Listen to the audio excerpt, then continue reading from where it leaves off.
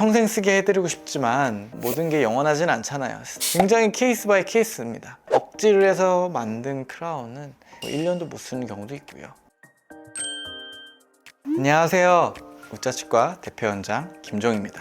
치과에서 목돈 들여가지고 했는데 이거 평생 쓸 수 있는 거지 이렇게 얘기하시거든요. 평생 쓰게 해드리고 싶지만 모든 게 영원하진 않잖아요. 쓰다 보면 닳고 부러지고 여러 가지 상황이 생길 수 있기 때문에 보철물 얼마나 쓸 수 있는지에 대한 궁금증이 있으실 거예요. 첫 번째, 크라운 씌우는 건요 10년 정도 쓰십니다 라고 말씀드리는데, 정말 안 좋았던 치아 같은 경우엔 이를 뽑는 거를 권유해 드린 상태에서도 나는 이걸 어떻게든 살리고 싶다라고 해서 억지를 해서 만든 크라운은 1년도 못 쓰는 경우도 있고요.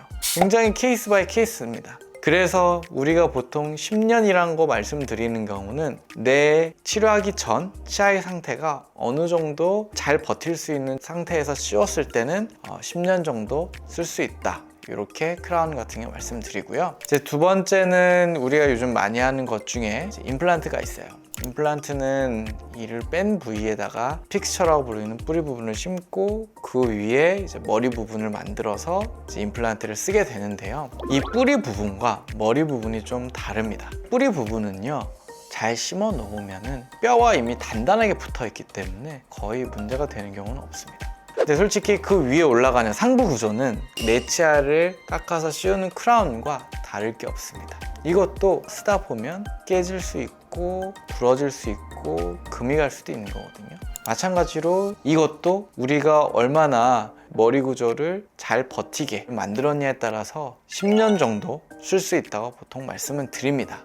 근데 씹는 힘이 너무 세시다든지 단단한 음식을 너무 즐기시는 분들이라면 저희가 말씀드리는 10년이란 수명에서 기간이 줄겠죠.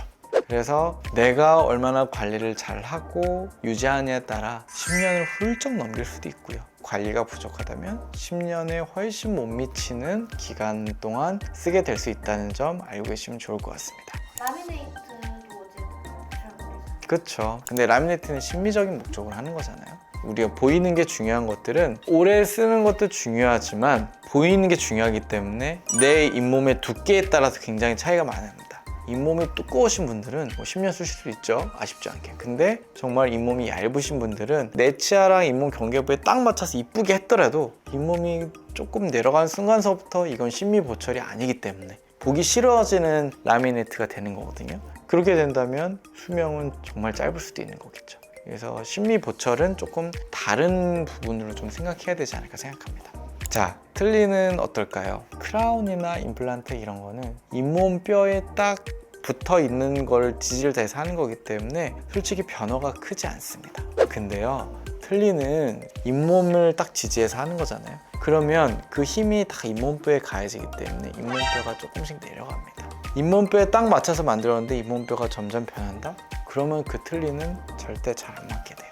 그래서 틀니 안에 있는 잇몸이나 닿는 부분을 계속 재료를 첨가해서 계속 잘 맞춰주는 과정입니다. 요즘에는 건강보험 틀니가 있잖아요. 7년에 한 번씩 틀니는 다시 맞춰도 보험 적용이 돼요. 그래서 7년 정도 쓰시게 되면 교체를 하는 게 좋다고 말씀드리고 있습니다. 오늘은 우리가 치과 치료를 받았을 때 해 넣은 보철물을 얼마나 쓸 수 있는지에 대해서 말씀을 드렸는데요. 너무 사람마다 다르고 구강 건강 상태나 내가 관리를 어떻게 하냐에 따라 너무 다르기 때문에 딱 잘라서 말씀드리기 어렵지만 유지 관리에 조금만 더 신경을 쓰면 생각보다 오래 쓸 수 있으니까요. 관리를 잘 하시는 거를 첫 번째 목표로 삼고 지내셨으면 좋겠습니다. 오늘 내용도 재밌고 유익하셨길 바랄게요. 또 뵐게요. 안녕.